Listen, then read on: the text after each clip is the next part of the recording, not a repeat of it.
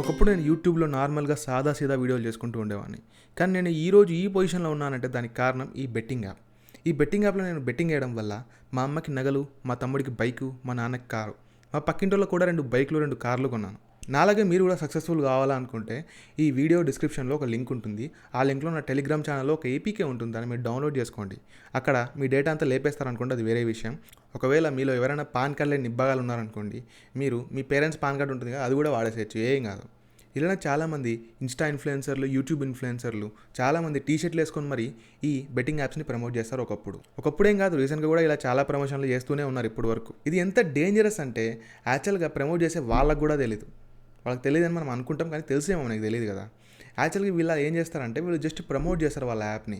వాళ్ళ సైడ్ నుంచి, అంటే యాప్ ఉంటుంది కదా, వాళ్ళ సైడ్ నుంచి వీళ్ళకి కొంత మనీ ఇస్తారు ప్రమోట్ చేయడానికి, లేదా షేర్ ఇస్తారు, ఇంత డబ్బులు వస్తే ఇంత మీకు ఇస్తామని చెప్పి. మోస్ట్లీ ఇలా వీళ్ళు బెట్టింగ్ యాప్స్ని ప్రమోట్ చేస్తారు. ఇలా ప్రమోట్ చేసిన తర్వాత వాడే యూజర్స్ ఉంటారు కదా, నష్టపోయేది వాళ్ళు. ఈ ప్రమోట్ చేసిన వీళ్ళకేం కాదు, నష్టపోయేది ఎవరు? యూజర్స్. వాళ్ళు ఏం చేస్తారంటే వాళ్ళ ఒక స్ట్రాటజీ ఉంటుంది. ఫస్ట్ మిమ్మల్ని నమ్మించుకుంటారు. నమ్మించుకున్న తర్వాత గొంతుకోవడం అంటారు కదా, అలా చేస్తారు. ఫస్ట్ మీరు నమ్మించుకోవడానికి ఏం చేస్తారంటే, మీరు ఫస్ట్ 1000 పెట్టేసినారు అనుకోండి, 2000 వస్తుంది. 2000 వేసినారు అనుకోండి, 4000 వస్తుంది. అలానే మీరు ఆశపడేప్పుడు 10,000 వేస్తారు. అప్పుడు ఏమవుతుందంటే వాళ్ళు మనకి డబ్బులు ఇవ్వరు.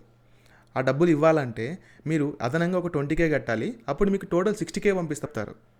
సో మీరేం నమ్ముతారు? ఆల్రెడీ వాడు ఇంతకుముందు డబ్బులు పంపించినాడు కదా. సో వాడిని అంత నమ్మేసి, ఎందుకంటే వాడు ఆ వీడియో ప్రమోట్ చేసింది ఎవరు? మన యూట్యూబ్, ఇన్స్టాగ్రామ్ ఇన్ఫ్లుయెన్సర్ అన్న. సో అన్న అక్కలు కూడా ఉన్నారనుకోండి, అది వేరే విషయం. ఆ ఇద్దరు కలిసి ప్రమోట్ చేసినారు కాబట్టి, సో అంత పెద్ద వాళ్ళని నమ్మి మనం అంత నమ్మకంతో డబ్బులు పెట్టినాం కదా, సో రావాలా, వస్తాయి కాబట్టి మనం ఏం చేస్తాం, డబ్బులు పంపించేస్తాం మిగతావి కూడా. ఇప్పుడు ఏమవుతాయంటే అసలు ప్లే స్టార్ట్ అవుతుంది అనమాట. వాళ్ళు మనకి డబ్బులు పంపించరు. మనం కాల్స్ చేస్తాం, వాళ్ళు ఎత్తరు. మనం కస్టమర్ సపోర్ట్ అని ఉంటుంది అనుకుంటాం, కానీ ఉండదు. ఇలా ఎన్నెన్నో జరిగినాయి.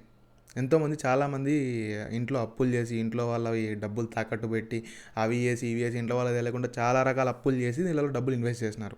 అంటే ఇన్వెస్ట్ కాదు, బెట్టింగ్ వేసినారు. ఇలా నష్టపోయినారు కూడా.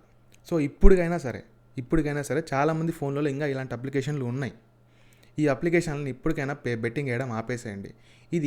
ఇది యాక్చువల్గా మంచిదేం కాదు. ఎందుకంటే దాంట్లో మీకు డబ్బులు వస్తాయనుకోవడం ఒక ఊహ అంతే. దాంట్లో మీకు డబ్బులు రావు.